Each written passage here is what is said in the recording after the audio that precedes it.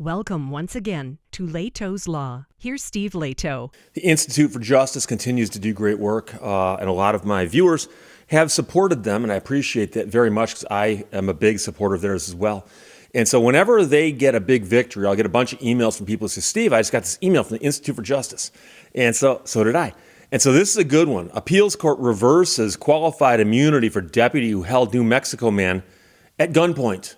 And it's a crazy story. And the weird part is that a trial court, when they first heard this case, said, oh, you can't sue the cop for that.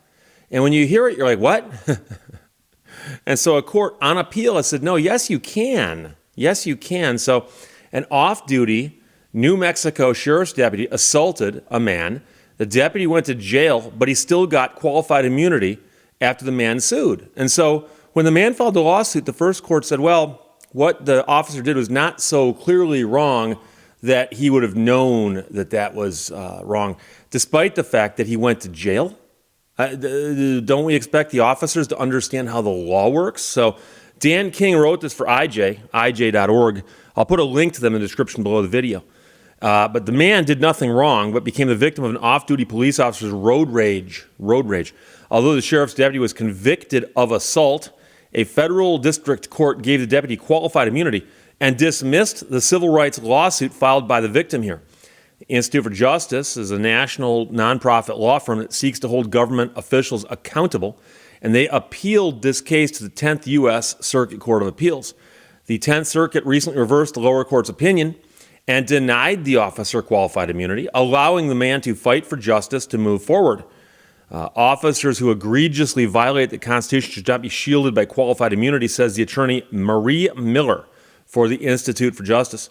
Today's decision upholds the rule of law and lets a good man seek justice in the courts.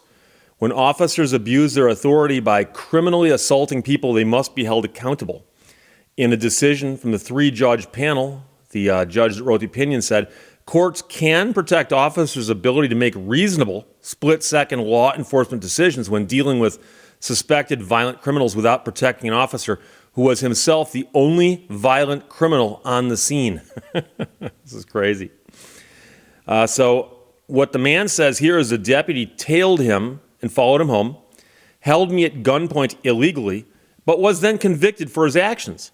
I'm pleased that my case can finally move forward, and I hope that my fight for accountability will open the door for others. Badges should not protect lawbreakers. So what happened was, and this is a pretty simple case, but back in March of 2018, and again, that's how long these things take to wind their way through the appellate process. In March of 2018, the man was driving home in his yellow Mustang in Roswell, New Mexico. He passed a black Ford pickup truck, and he did not know that, but the truck was being driven by an off-duty county sheriff's deputy. So he passed the black Ford pickup truck.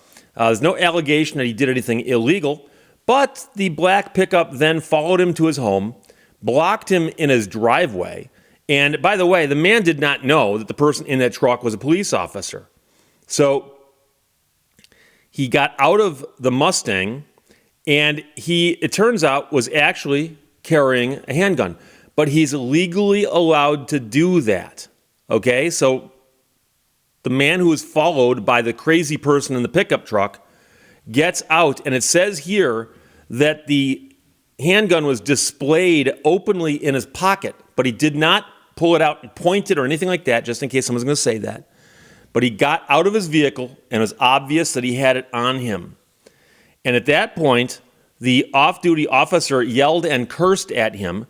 So this is kind of complicated to understand, but the man in question who filed the lawsuit here had his toddler in his vehicle with him. Apparently, the out-of-control off-duty deputy approached the vehicle from the other side, okay? And so at one point in time, the innocent driver is here, the driver's toddler is here, and the road-raging officer is here with his gun pointed at the man who did nothing wrong except pass him. And in between them is a toddler. So at that point, another sheriff's deputy arrived and convinced the road raging officer to leave. So as noted, later on, that road raging officer did go to jail for his actions this day, but he still got the qualified immunity after the man filed the lawsuit. Interestingly enough, the man was never ticketed. So in other words, there's not even a claim here that like it was an illegal pass or that he was speeding or improper lane usage. None of that. None of that.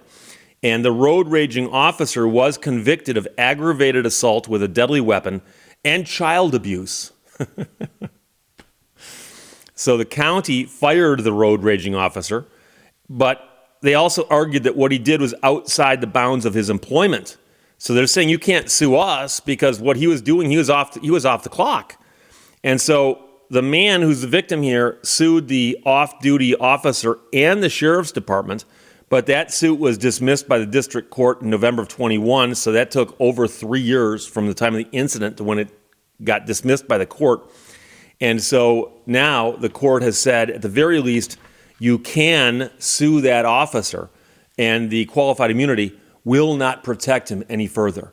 And so keep in mind that with qualified immunity, there's got to be clearly established precedent that what the officer was doing was wrong and that he should have known it, but the precedent also has to come from that district.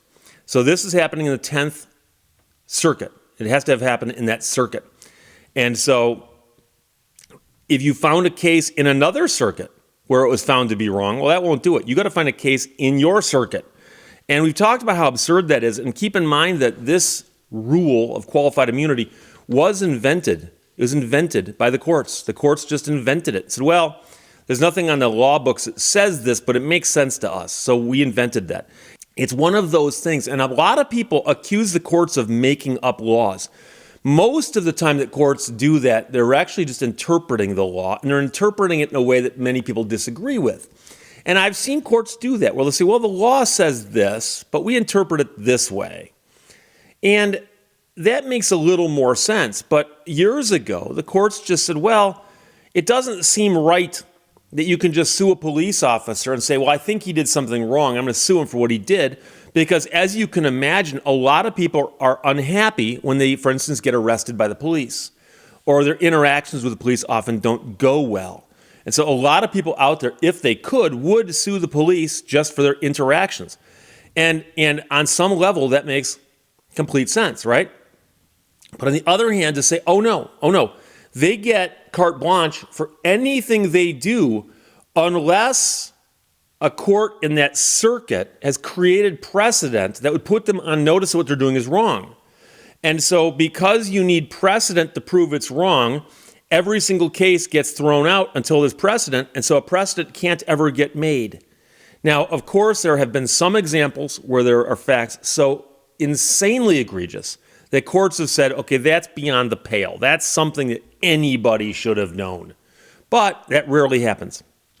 In this case, that appears to be what they're saying here, is the guy's off duty, and he chases somebody. He pulls his weapon on them, and the guy wasn't even accused of breaking a traffic law. So it appears he's simply road raging, that the off-duty deputy is road raging. And so the court says, you know something, that's one we're not going to protect the guy on that one. So it's an interesting turn that they did this on appeal and they reversed it. So we'll see what happens. Obviously, they can appeal this to the Supreme Court. One of these days, one of these cases will get to the Supreme Court, and we'll see what happens then. But right now, it's happening circuit by circuit across America. So the Institute for Justice does great work. I highly recommend that you support them. Anything you can donate goes towards a great cause. They've also got a great website. I'll put a link in the description below the video. It's simply ij.org, ij.org. But Roger sent me this, and Steve, check it out. Dan King wrote it for the IJ. Appeals court reverses qualified immunity for deputy who held New Mexico man at gunpoint. And the deputy was off duty, was just simply angry about what happened in traffic.